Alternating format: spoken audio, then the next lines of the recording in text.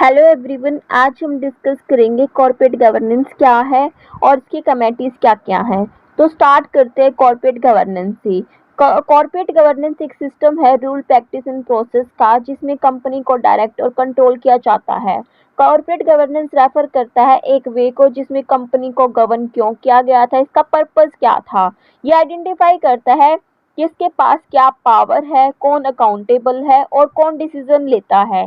ठीक है, तो कॉर्पोरेट गवर्नेंस सिंपली वे में क्या है, एक सिस्टम है जिसमें बिजनेस को कंट्रोल और डायरेक्ट किया जाता है। अगर कॉर्पोरेट गवर्नेंस हमारा अच्छा है तो इससे हमारी कंपनी की एफिशिएंसी इंप्रूव होएगी। अगर कॉर्पोरेट गवर्नेंस हमारा अच्छा नहीं है तो ये कंपनी के पोटेंशियल को क्या है, फाइनेंशियल डिफिकल्टीज को लीड करेगा, जिससे कंपनी के रेपुटेशन को भी क्या है, डैमेज।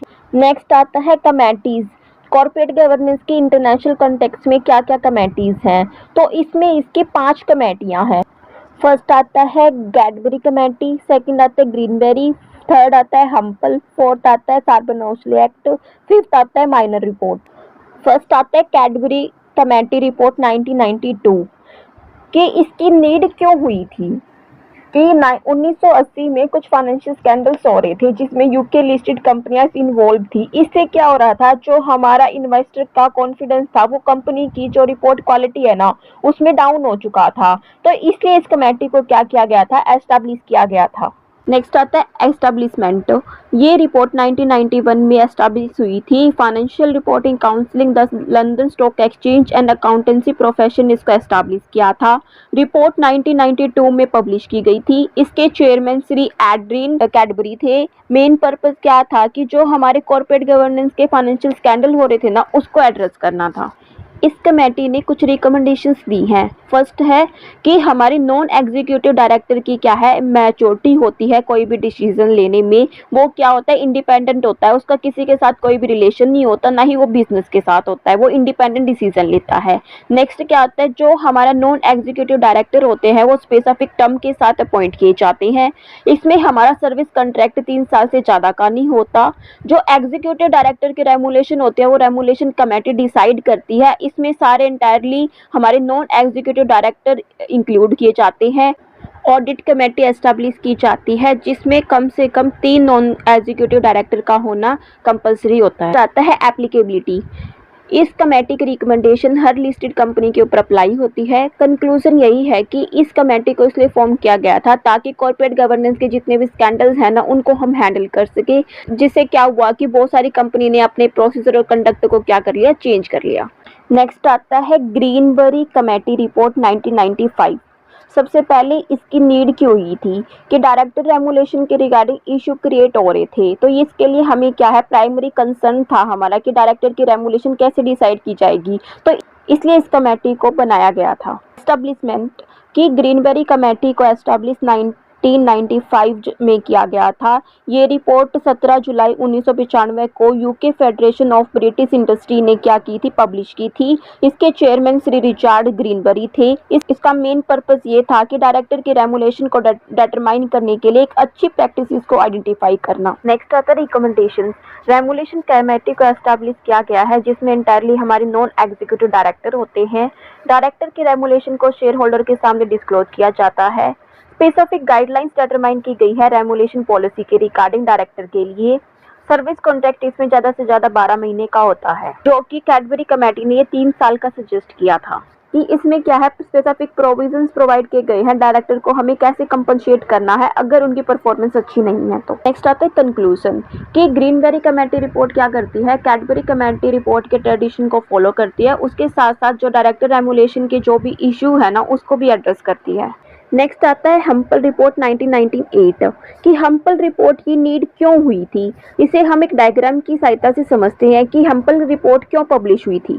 कैडबरी कमेटी ने कुछ रिकमेंडेशंस दी हैं और ग्रीनबेरी कमेटी ने खुद अपनी कुछ रिकमेंडेशन दी थी। अब कंपनीज को कंफ्यूजन हो रही थी कि वो ग्रीनबेरी कमेटी की रिकमेंडेशन को फॉलो करे या कैडबरी कमेटी की रिकमेंडेशन को फॉलो करे। तो इसके लिए क्या एक कंबाइंड कोड तैयार किया था जो हम्पल कमेटी ने तैयार किया था। उन्होंने क्या किया, कैडबरी और ग्रीनबेरी कमेटी की जितनी भी रिकमेंडेशन थी उनको रिव्यू और रिवाइज कर दिया, जिससे एक कंबाइंड कोड को तैयार किया गया था।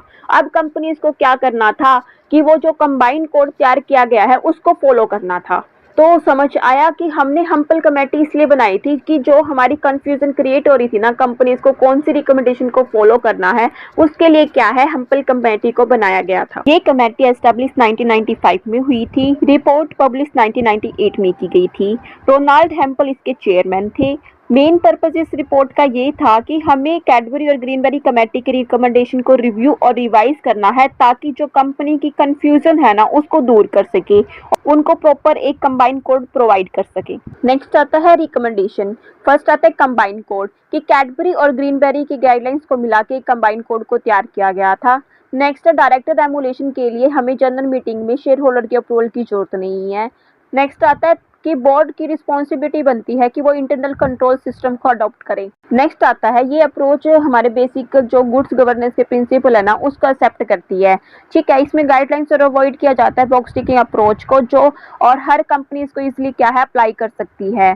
जो लिस्ट पब्लिक लिस्टेड कंपनी है उसको डिस्क्लोज करना पड़ता है उन्होंने ये कोड कहाँ अप्लाई किया है। अगर उन्होंने ये कोड अप्लाई नहीं किया है तो उसका एक रीजन भी देना पड़ता है।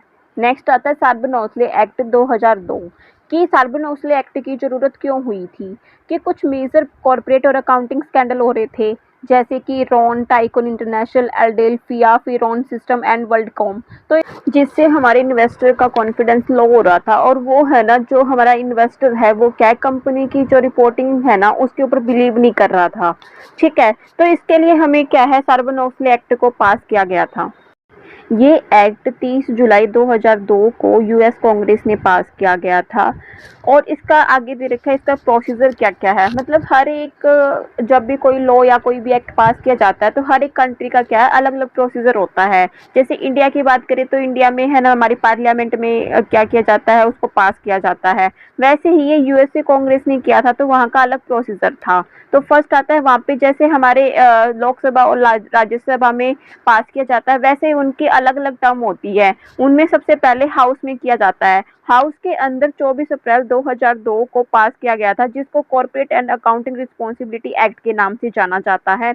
नेक्स्ट आता है सीनेट।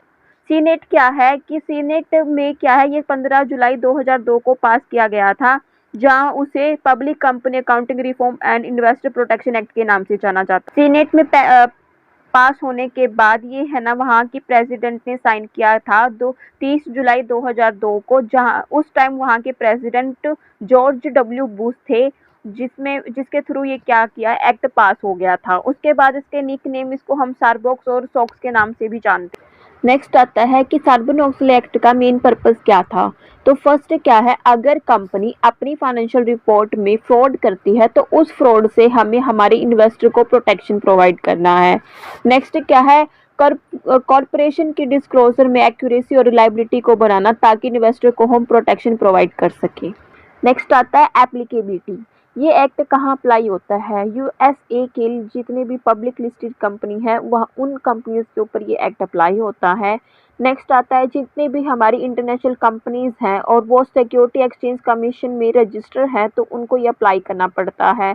अगर कोई भी अकाउंटिंग फर्म हमें क्या है ऑडिटिंग सर्विस प्रोवाइड करती है तो उनको भी ये एक्ट अप्लाई करना पड़ता है। लेकिन जितने भी हमारी प्राइवेट कंपनी है उनके ऊपर ये एक्ट अप्लाई नहीं होता।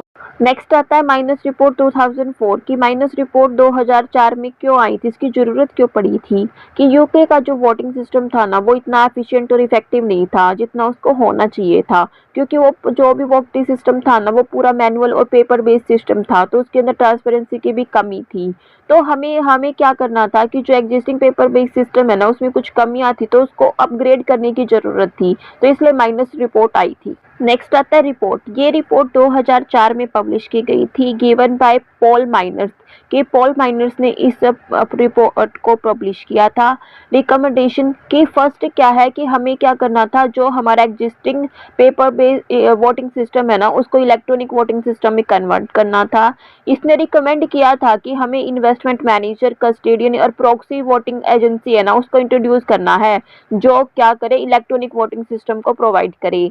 ठीक है, हमें जो भी एजेंसी थी ना जिसने वो हमें इलेक्ट्रॉनिक वोटिंग सिस्टम प्रोवाइड करना था उसके रिगार्डिंग डायरेक्ट और स्पेसिफिक इंक्वायरी की गई थी ताकि हम क्या एक अच्छा इलेक्ट्रॉनिक वोटिंग सिस्टम को इंट्रोड्यूस कर सके।